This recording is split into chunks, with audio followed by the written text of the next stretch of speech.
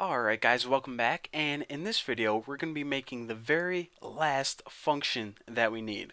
So basically we created one function to create the object for communication.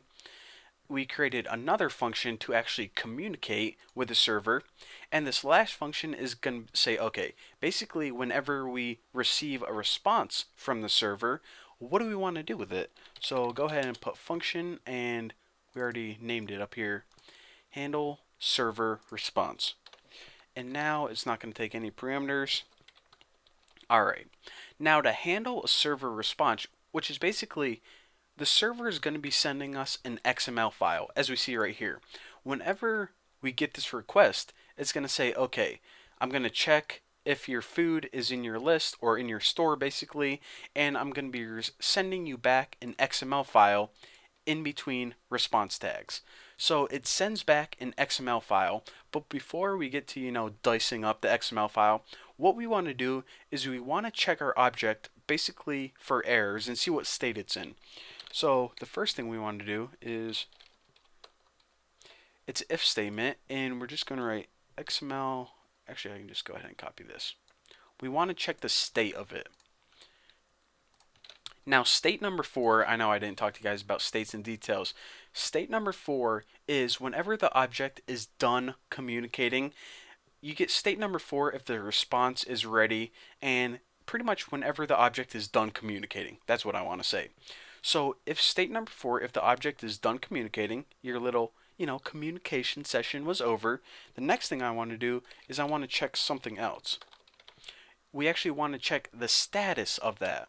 So yeah, I'll be lazy and copy this. Alright, so if you're done communicating, then go ahead and check the status of it. Now if the status is equal to 200, and I know this is going to get kind of confusing, but 200 on your object, it means that the communication went okay. If this PHP file sent, maybe your server was down, or maybe it sent an error or corrupted data, then this wouldn't be equal to 200. Why they decided on 200, I have no idea, but 200 means that the communication session went okay. So remember, if the communication session went okay, then we now have an XML file. So let's go ahead and store this XML response in a variable. So XML response is equal to this object now has response XML, and this is actually a function that was built in. Pretty much what we're doing is we're extracting the XML that we got from this file right here. So now this XML response is basically your XML. Simple enough. So that's how you pull the XML from that.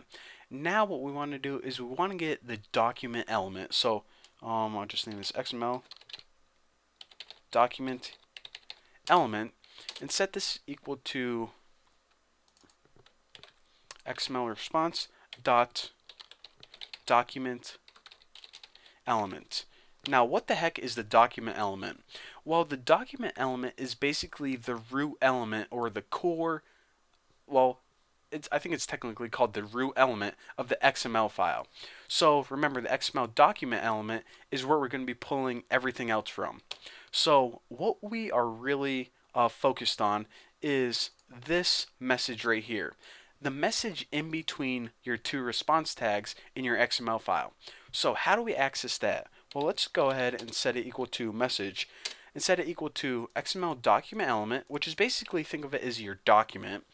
And what we want to do is we want to look at the first child, because it's the only child in this document, so of course this is the easiest way to access it, and set it equal to data. Now data is basically, it gets the data from your XML file, so it's going to be equal to something like this.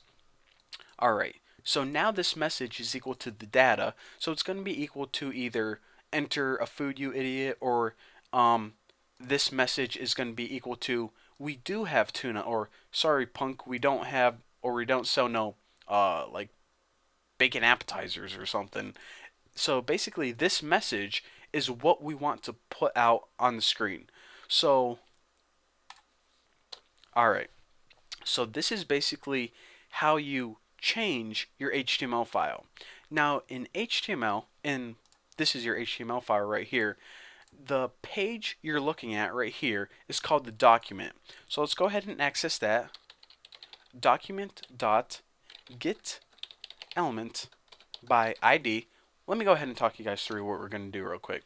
Now that we got the message from the server, what we want to do is we want to take this element right here and we want to set it equal to that message.